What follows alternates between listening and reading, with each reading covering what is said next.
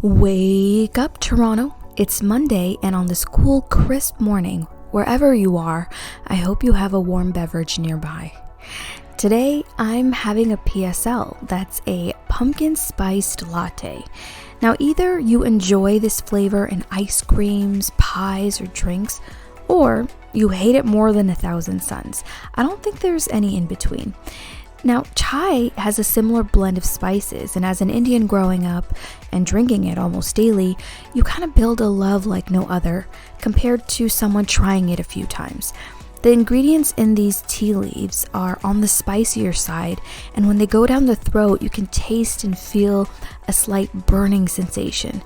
That's only though if you drink it black with none of the sugars and milks added. But some of the spices used in chai we also cook with on a daily basis, like cardamom, cloves, ginger, and cinnamon. And back to pumpkin spice drinks like lattes, because of its similar flavor profiles, I don't mind it at all. I can talk about teas all day, and I feel like different teas with their unique ingredients, they're natural home remedies. So some can make you feel better from a headache or a sore throat. So back to pumpkin spice lattes. Here's where the story is. I made it this morning in my to-go cup with my Keurig machine.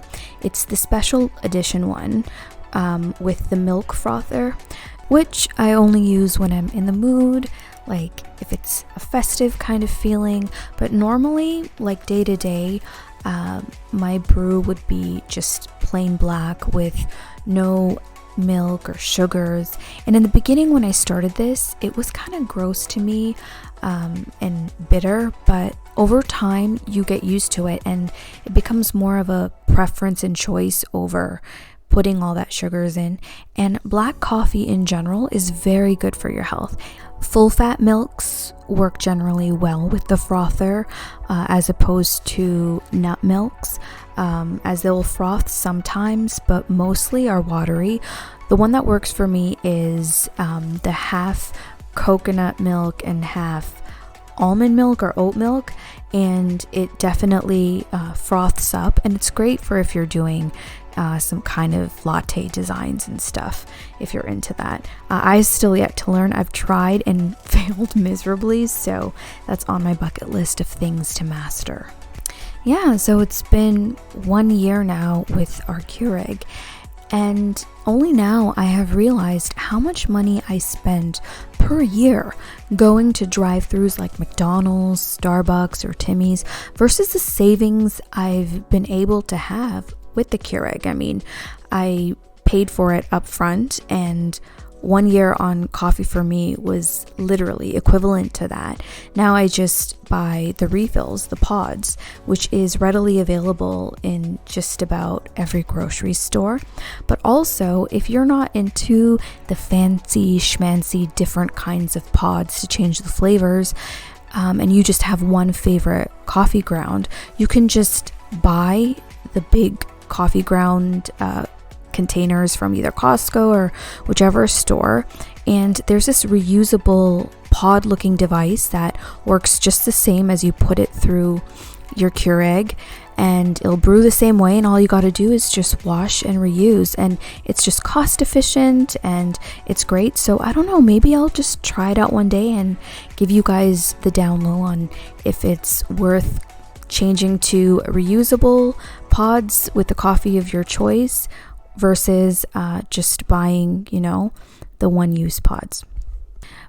But, my biggest concern prior to purchasing the Keurig was maintaining it and what that would be like. But to be honest, it's been quite minimal, and you just have to clean the machine maybe like once a week by just wiping it down, and once every 3 months you just run it through, I think, a special solution to clean it out completely, and that's it. So I think we also got the 5-year warranty, so Keurig is really, really generous and great about it. If anything goes wrong and it stops working, or any of the parts are malfunctioning, they'll send you a brand new machine for free. They pay for the shipping and all of that in exchange, sometimes for the old one at no cost. So that is great. And I'm not trying to sell it to you guys, but I think it's a real good investment, especially if you drink a lot of coffee. Not just with the Keurig. I think I've learned so much on budgeting, and from experience, if I can pass on some tips to you guys that will help some of you who, sometimes look at your credit card statements for the month and are shocked that you spent $300, which went towards coffee alone, or $500 for fast food. I mean, there's excellent ways to indulge in what you love while still saving some towards other stuff. In other news, let's talk horror. Netflix has officially released some of its October lineup of limited series and movies, all dedicated to the scares. One in particular, which fans, including myself, were looking forward to since last spring, was the show called The Midnight Club, based off of the book written by Christopher Pike, and it is directed by the ever so popular Mike Flanagan, which you probably know from his other works like Midnight Mass, Haunting of Hill House, and Haunting of Bly Manor.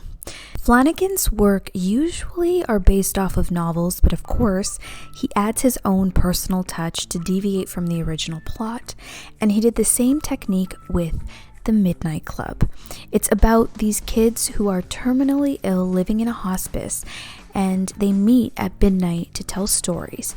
However, Christopher Pike's version, the stories weren't full of ghosts and eerie events. In fact, Flanagan created his own spin-off to fit in with the horror genre. In the 10 episodes, we see the regular day-to-day of what relationships and feelings and experiences the characters are dealing with, and then that is changed at night, where the stories become a separate plot. We kind of enter another world. The show is interestingly put together and quite emotional, and also the stories told by these kids have some truth pulled from their own lives.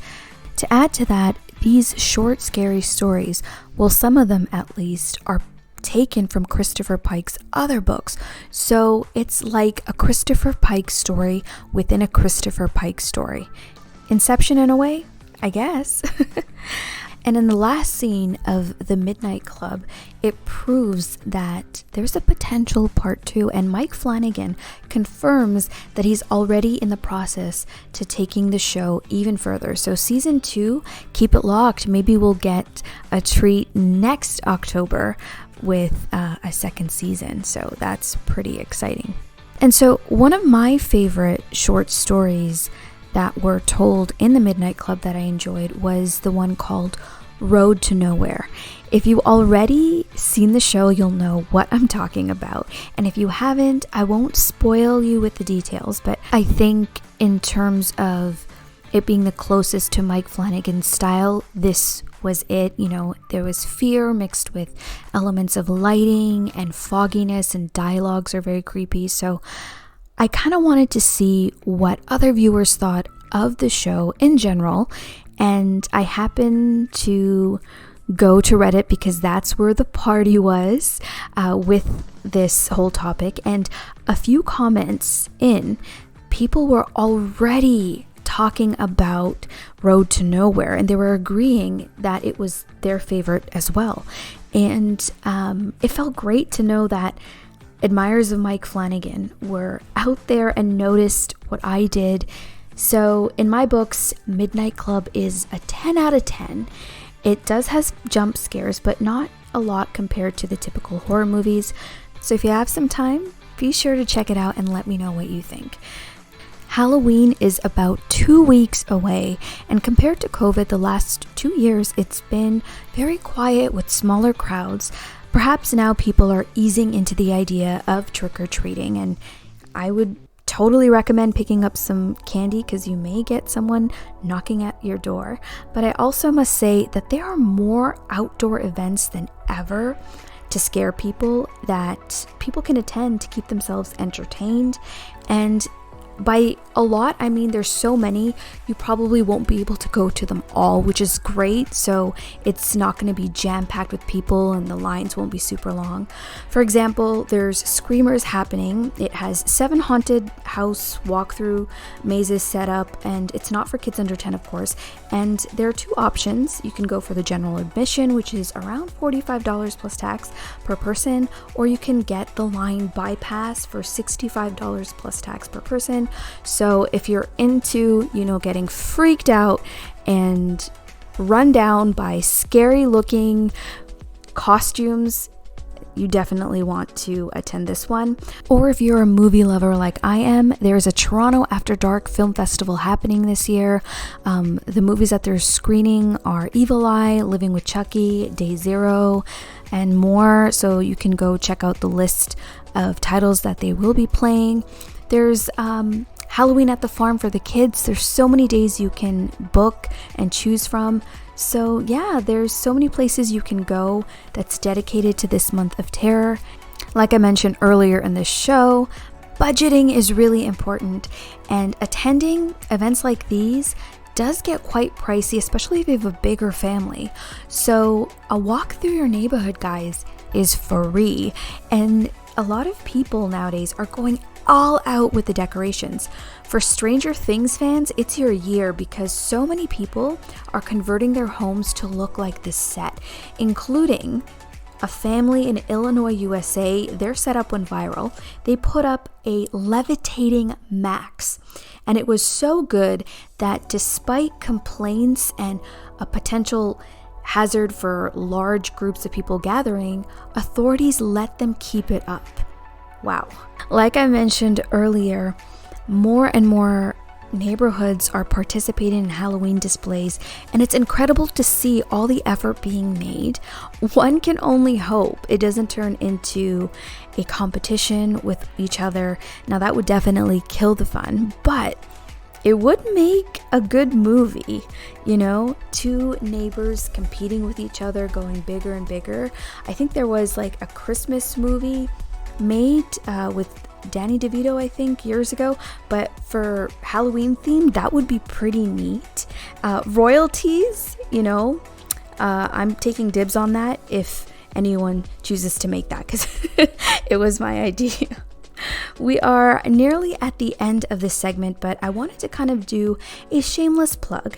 I've already mentioned in a previous broadcast of writing short creepy stories, narrating them, and I have quite a few up on YouTube right now. I think I've shared some excerpts on my Instagram account. If you haven't had a chance to listen to them, please do, especially for this month of Halloween. You are going to hopefully love it.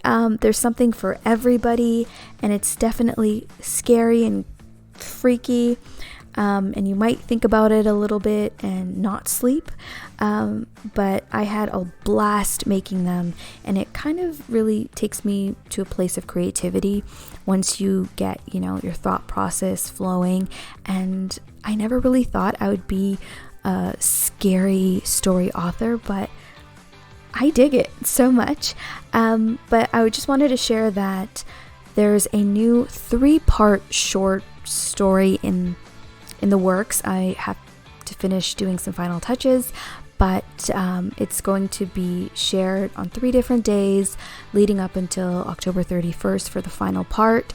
And let me know what you think, if you enjoyed this new story, or from the playlist, if there's some older ones that you really liked. Comment below. I'd love to read them. And that is a wrap, guys. Thanks so much for tuning in, and enjoy the remainder of your week. And I'll chat with you guys next week. Take care.